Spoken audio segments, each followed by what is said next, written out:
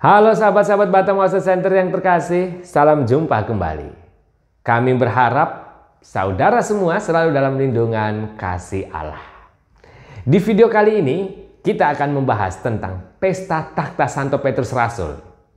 Berikut kami hadirkan ke ruang rohani Anda beberapa informasi menarik tentang pesta liturgis yang dirayakan Gereja Katolik setiap tanggal 22 Februari ini. Kita langsung saja ke informasi yang pertama. Pada mulanya Pesta Takhta Santo Petrus ini dirayakan pada tanggal 18 Januari dan tanggal 22 Februari. 18 Januari adalah saat Santo Petrus memberikan khotbah pertamanya di kota Roma, sedangkan 22 Februari adalah saat ia memberikan khotbah pertamanya di Antioquia. Pesta ini sudah mulai dirayakan pada abad keempat. Namun ketika Martin Luther memberontak dari gereja, maka kelompok Protestan membuat klaim yang tidak masuk akal bahwa Santo Petrus tidak pernah berada di Roma dan dengan demikian dia tidak mungkin menjadi uskup Roma. Akibatnya menurut mereka tidak mungkin ada paus seperti yang diklaim oleh umat Katolik.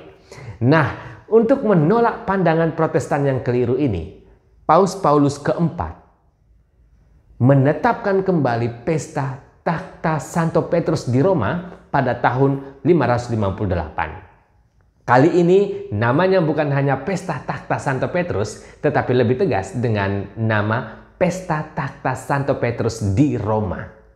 Akibatnya selama 400 tahun lebih gereja merayakan dua hari raya sehubungan dengan Takhta Santo Petrus. Satu, pesta mencerminkan peran Petrus di Antioquia, dan yang satunya lagi mencerminkan peran Santo Petrus di Roma. Baru pada tahun 1962, Paus Yohanes ke-23 menggabungkan dua hari raya ini menjadi satu, yaitu Pesta Takhta Santo Petrus yang diadakan pada tanggal 22 Februari setiap tahunnya. Tanggalnya mengingatkan kita pada Pesta Takhta Santo Petrus di Antioquia, sedangkan namanya menegaskan peran Santo Petrus di kota Roma. Informasi yang kedua, mari kita segarkan ingatan kita akan Santo Petrus. Siapakah dia? Santo Petrus adalah salah satu santo yang paling dikenal dalam kekristenan. Dia adalah pemimpin yang paling awal dari gereja Kristiani dan secara luas dianggap sebagai paus pertama.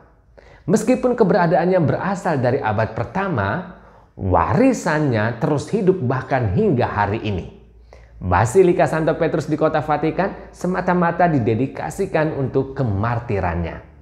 Petrus adalah sahabat dan sekaligus murid terdekat Yesus dan menjadi rasul selama pelayanannya.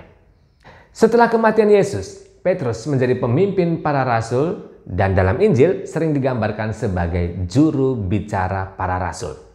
Selain posisinya sebagai rasul yang paling penting, tradisi mengatakan bahwa ia memegang kunci surga dan neraka yang ia terima dari Yesus Kristus sendiri setelah ia diangkat menjadi pemimpin gereja barunya. Dia selalu disebutkan pertama kali dalam Alkitab dan teks-teks sejarah lainnya karena dia adalah wakil dari 12 rasul ini. Nah, hal ini menunjukkan kepada kita betapa pentingnya Santo Petrus bagi kekristenan. Petrus dianggap sebagai salah satu pilar gereja awal bersama dengan Yakobus dan Rasul Yohanes. Setelah penyaliban dan kebangkitan Kristus, Petrus mulai mengkhotbahkan ajaran Kristus versinya sendiri kepada semua orang yang dapat ditemuinya. Dia mulai mengambil posisi sebagai pemimpin dan mengumpulkan sekelompok pengikut. Dia membawa khotbahnya jauh dan luas saat dia memulai berbagai kegiatan misionaris. Dedikasi dan kontribusinya terhadap ajaran Kristus dan gereja adalah alasan utama mengapa ia dianggap sebagai paus Roma yang pertama. Secara luas diyakini bahwa Santo Petrus adalah paus Roma yang pertama. Dia diyakini telah mendirikan gereja pertama di Roma dan meletakkan dasar bagi semua paus selanjutnya. Semua paus umumnya dianggap sebagai penerus Santo Petrus. Catatan sejarah menunjukkan bahwa Rasul Petrus dan Paulus melakukan perjalanan ke Antioquia dan kemudian ke Roma untuk memberitakan firman Tuhan. Teks-teks tradisi ini juga menunjukkan bahwa setelah mendirikan gereja di Roma, mereka menunjukkan Paus Linus sebagai penerus langsung mereka. Kursi yang digunakan oleh Petrus di Roma saat dia berkhotbah disimpan dan dirayakan selama bertahun-tahun selanjutnya untuk memperingati dia yang menjadi Paus Roma yang pertama. Informasi yang ketiga, setelah kita segarkan ingatan kita akan Santo Petrus, mari kita lihat bersama pada makna takhta dalam nama perayaan ini. Faktanya, di Basilika Santo Petrus Roma ada sebuah kursi yang diabadikan di altar Basilika Santo Petrus yang dibuat oleh arsitek besar bernama Bernini.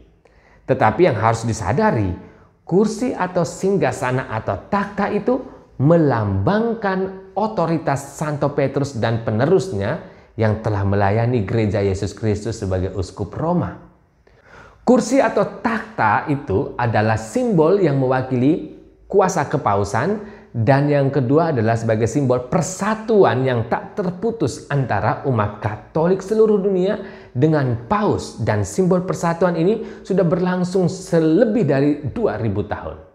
Sekarang mari kita lihat lebih detail mengenai kursi tersebut.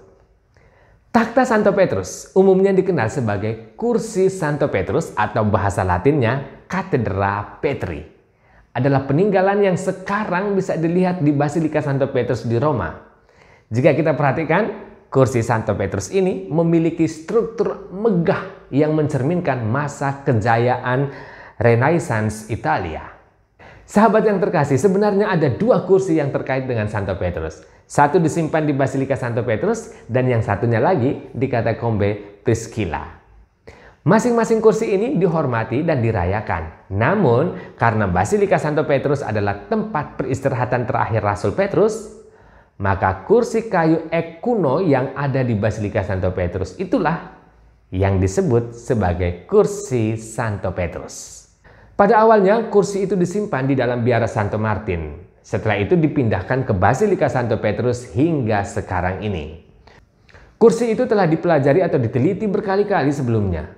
Dan penelitian yang paling terakhir terjadi pada tahun 1968. Kursi Santo Petrus di Basilika Santo Petrus itu detailnya seperti ini.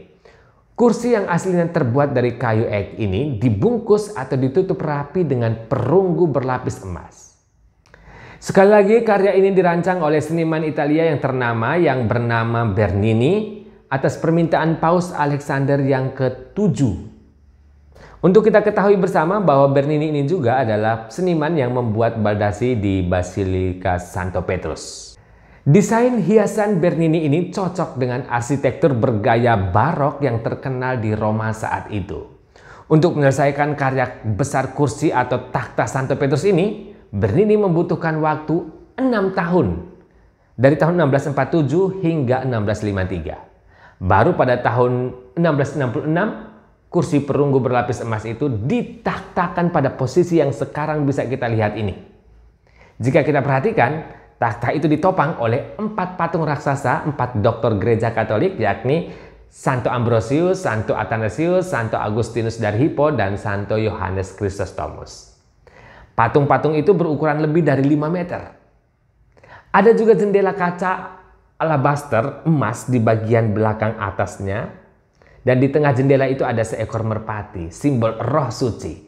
Panel jendela tersebut dibagi menjadi 12 bagian untuk memberi penghormatan kepada 12 rasul. Bernini, sang seniman, juga menempatkan patung malaikat yang memegang tiara kepausan dan kunci Santo Petrus. Desain Bernini ini menciptakan ilusi bahwa kursi seolah-olah digantung di udara. Sahabat-sahabat yang terkasih, pada hari pesta ini, Gereja Universal mengakui bahwa Santo Petrus adalah paus pertama dan bahwa misinya berlanjut melalui para paus hingga hari ini. Secara sederhana, misi itu adalah untuk memelihara umat Tuhan, untuk menjalankan tradisi, ritual, ajaran, dan kebenaran Yesus, dan sekaligus untuk menegakkan kesatuan gereja Yesus. Selain itu, melalui pesta ini, gereja menyatakan bahwa otoritas yang diberikan kepada Santo Petrus oleh Tuhan kita telah diturunkan kepada penerus Petrus selama 2000 tahun terakhir. Makna pesta ini bukan hanya tentang suksesi apostolik sehubungan dengan paus dan para uskup saja, tetapi pesta ini juga melambangkan keyakinan yang tak terucapkan bahwa gereja Yesus tidak berubah dari zaman ke zaman, bahwa kebenaran Injil masih menjadi dasar utama iman kita, bahwa kebenaran abadi ini tercermin di setiap paroki, setiap keuskupan Katolik, dan dalam setiap perayaan Ekaristi. Pesta ini juga memberi keyakinan pada kita bahwa pemimpin gereja kita menganut dan tidak akan pernah menyangkal ajaran dan prinsip gereja Yesus. Kita sangat percaya bahwa kita adalah bagian dari tubuh mistik Kristus, umat yang kudus dalam imamat yang kudus. Akhir kata, kita semua hendaknya senada dengan Santo Hieronymus yang menulis kepada Paus Damasus yang pertama, begini bunyinya. Saya tidak mengikuti pemimpin selain Kristus dan bergabung dalam persekutuan dengan siapapun kecuali yang terberkati, yaitu dengan takhta Petrus.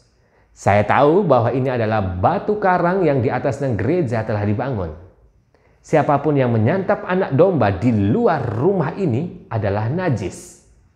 Seperti siapapun yang tidak berada di dalam bahtera Nuh akan binasa ketika banjir melanda. Demikianlah saudara, beberapa informasi seputar pesta takhta Santo Petrus Rasul. Salam penuh kasih dari Batam Oasis Center, Rumah Retret SSCC.